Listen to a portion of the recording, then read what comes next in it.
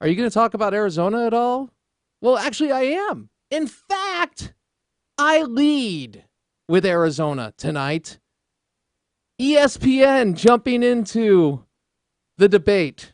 Pardon the interruption. What? The show. Pardon the interruption. Tony Kornheiser. He's a former columnist for the Washington Post.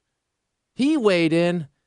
Now, do you think he's going to compare the people like the homosexual groups that are pressuring Christians to violate their faith to Nazis? No, that would be ridiculous. I mean, that would be an overstep, actually. But he does use Nazis here. And his co-host, Michael Wilbon, I may be mispronouncing it. I've seen the show a couple times. That's why Michael Wilbon, his co-host, who happens to be black, also weighs in on this. This exchange speaks for itself. Here's Tony Kornheiser. He's referencing, well, what his family has been through as well, referencing Nazis, as he's had some personal experience through family members experiencing that. But that doesn't give him license to misuse it, does it, Crane? Absolutely not.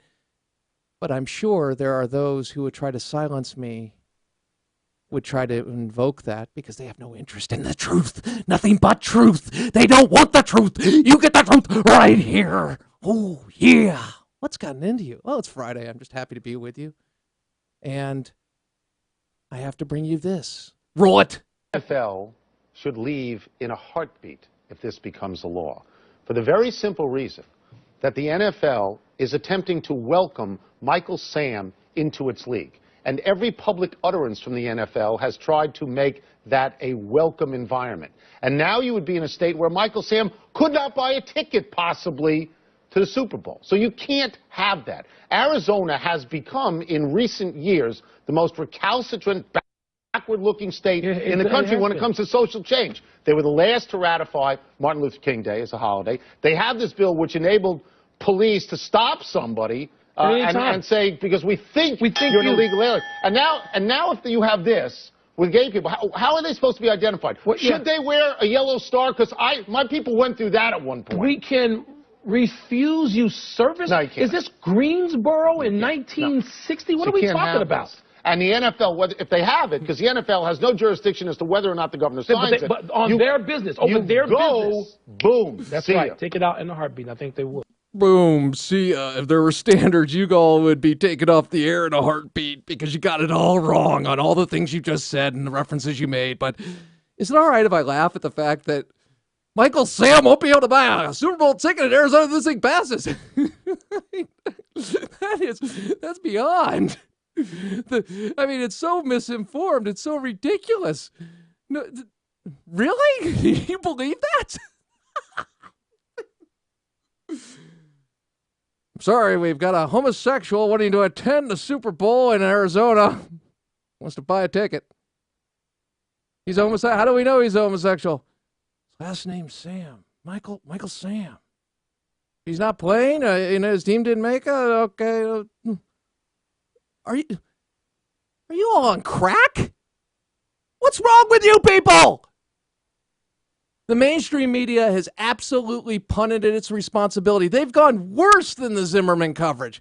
How can you do that? Well, they did it with the coverage of President Obama, but that was a conspiracy at parts because there was a journalist conspiracy when you referenced if somebody had the audacity to bring out the mentor of Barack Obama, that being the man who said, G blank America, Reverend Wright. Yeah, they would call him racist, and there was an organized group of journalists because journalists really care about the truth, especially on the left. They're not interested in suppressing other people's speech. No, not at all. Like, say Harry Reid is, the majority leader in the Senate going after the Koch brothers.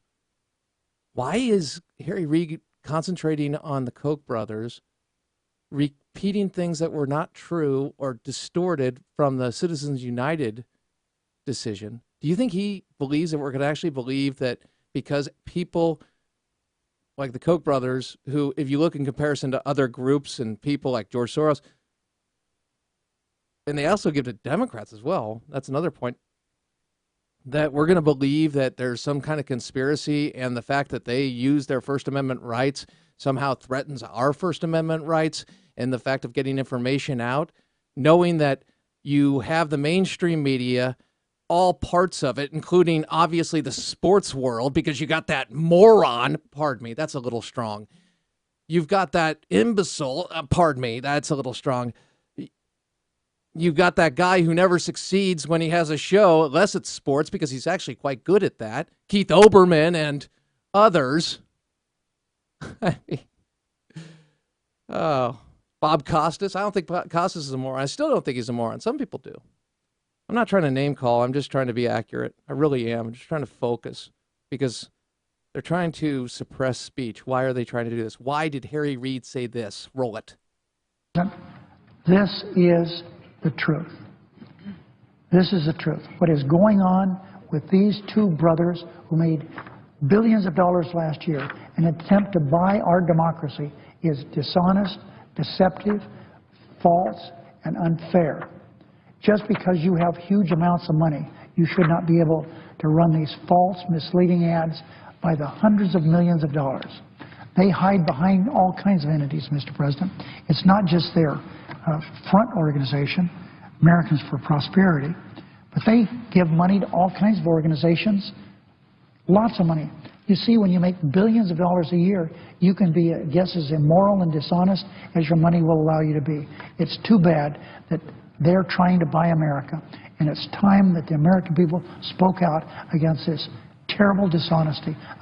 Two brothers are about as un-American as anyone that I can imagine.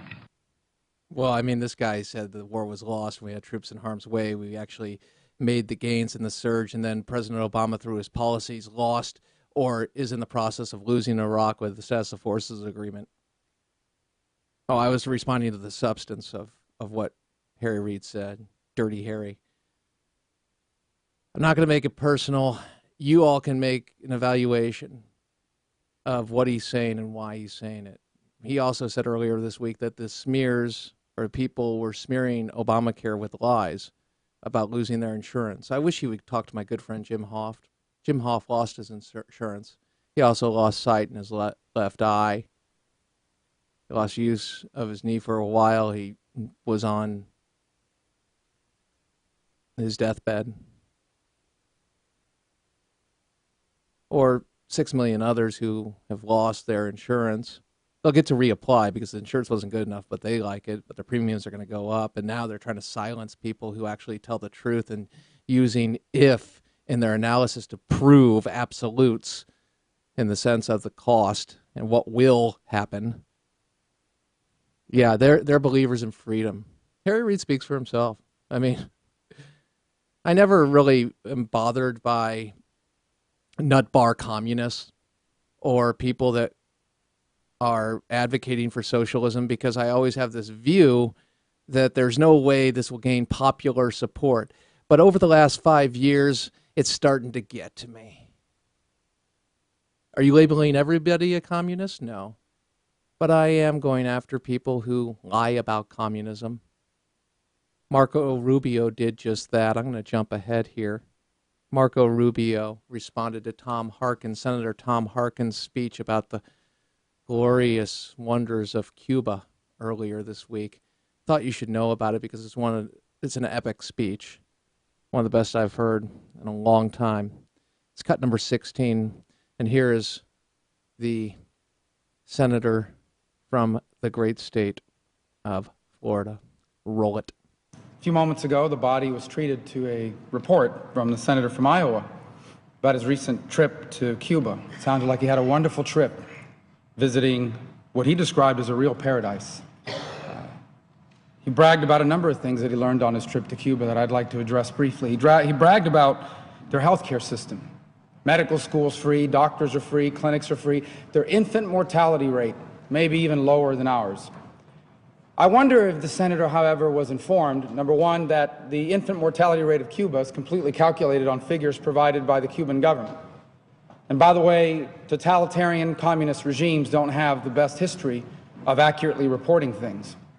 I wonder if he was informed that before Castro, Cuba, by the way, was 13th in the whole world in infant mortality. I wonder if the government officials who hosted them informed him that in Cuba, there are instances reported, including by defectors, that if a child only lives a few hours after birth, they're not counted as a person who ever lived, and therefore don't count against the mortality rate.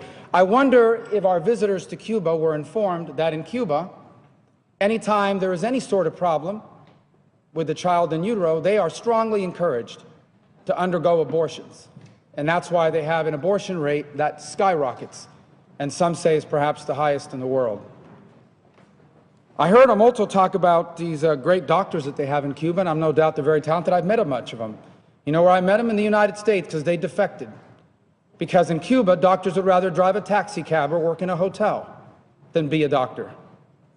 I wonder if they spoke to him about the outbreak of cholera that they've been unable to control, or about the three-tiered system of healthcare that exists, where foreigners and government officials get a healthcare much better than that's available to the general population.